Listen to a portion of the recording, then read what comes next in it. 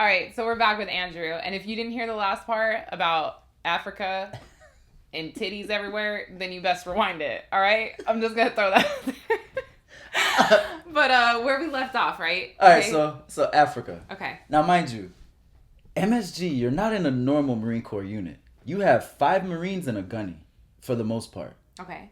So it's like 4 sergeants, a corporal, and a gunny. Okay. So now you fall under the Department of State's budget. You get this big house. You have maids, cooks, drivers. So as you could imagine, right? I'm covering up any feelings because, I have the trauma from my childhood, the trauma from my Iraq. I'm covering all these things with partying, women, alcohol. Yeah. Like this is because, MSGs have a bar in the house. Every Marine, every MSGQ has a bar in the house. And this is how, Yeah. Well, and not to mention, it's not just how someone in your shoes would deal with something. It could be, I have plenty of friends who never were in the service who just drink every weekend. Sometimes it's extended throughout the week because that's how they deal with things that have happened in their life. Yeah. So. And it's not even like conscious. Like you just used to do it Thursday, Friday, Saturday, Sunday, and Monday. Right. Drunk. And then Tuesday, I'm like, like a zombie. Like there's nothing left. So I get back home now. So now I separate from the Marine Corps, honorable discharge. I purchased a home at like 23 years old. Wow. I start going to school. And the biggest thing was I started jujitsu. I was doing jujitsu twice a day. I was training kids. I love training kids. Mm-hmm. Training the kids. But it was more of like a Band-Aid because I didn't care about school. I was going to school to get the GI Bill money. Yeah. I didn't care. My grades were bad. But I didn't mind. Because then like I had the idea like, you know what? Forget it. I'll just go be an MMA fighter. Mm-hmm. So I was training. And then I tear my ACL. Everything happens for a reason. I know a lot of people think that, but I really live by that philosophy, and even in the bad things, because there's plenty of times, where you question it, but. And I understand that now, but ask me when I tore my ACL. Oh, of course. So I tear my ACL, and now I'm like, I don't know what to do with myself. Mm-hmm. Because now I start thinking about everything, because now I don't have your outlet. My outlet. Right. I knew jujitsu, and I understood that with the tore ACL, I can't do jujitsu anymore. I had to get surgery. The VA docs is like, don't do anything. Don't even go to the gym because if somebody rolls on your leg and they your knee buckles, whatever. So I stayed out. Yeah. So now I'm depressed. I go to the VA and I say, hey, I'm having, anxiety. I'm angry at everybody. I have no outlet. I just tore my ACL. Like I need to talk to somebody. And what did they do? The psychiatrist, she was sitting, she was looking at me, but her computer was over here. She's like, how does PTSD affect your life? And I was like, well, this is going on, this is going on, this is going on, this is going on. And she said, then she wouldn't even acknowledge me. She would go like this, turn away from me, and start writing, and then turn back. I'm like, what the hell is she? So just feeling that disconnect, like it would, if I were in your shoes, it'd make me feel like I was a science experiment. You know what I mean? Yes, and I was furious. So she prescribes me an antidepressant. So now at this time, I was studying computers in school, right? I was doing like IT, like I wanted to just do that. Oh, it's a good job. So when she prescribed me the medication, I don't remember the name of it, but it was an antidepressant. Yeah. And it says suicidal ideation is a possible side effect. So something made me want to go check the veteran suicide rate. I don't remember why. Right.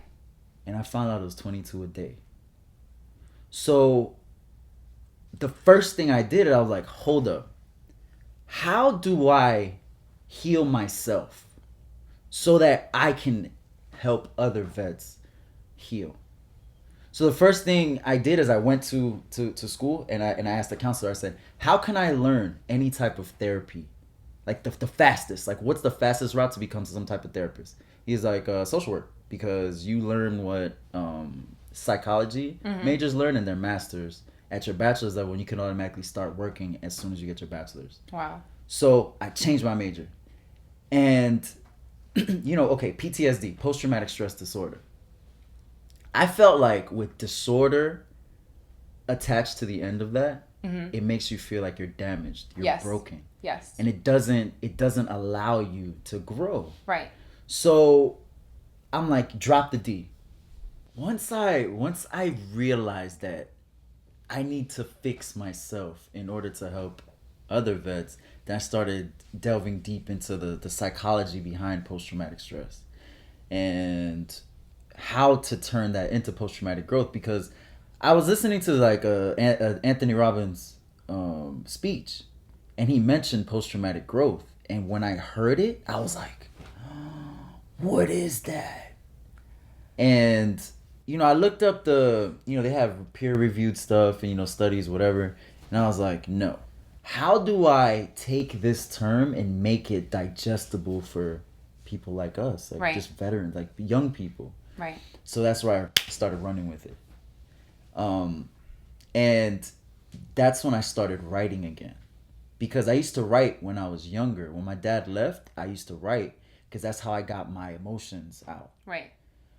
But then when I went to Iraq, I was so angry that I couldn't write anymore.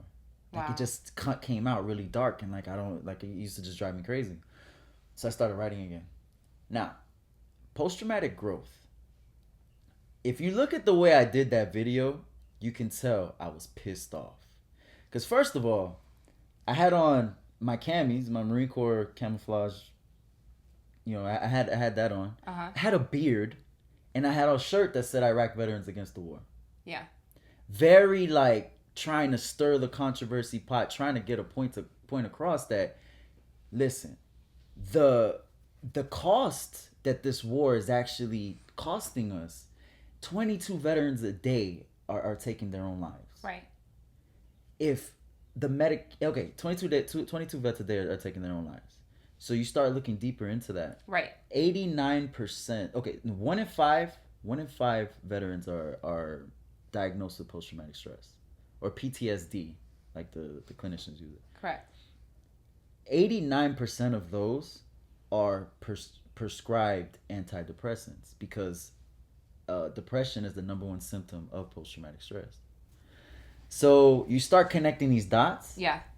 And you realize that, to me, it's the medication that's pushing their hand. Correct. Because how strong do you have to be if you are raising your right hand and saying that you will protect this nation from all enemies, foreign and domestic?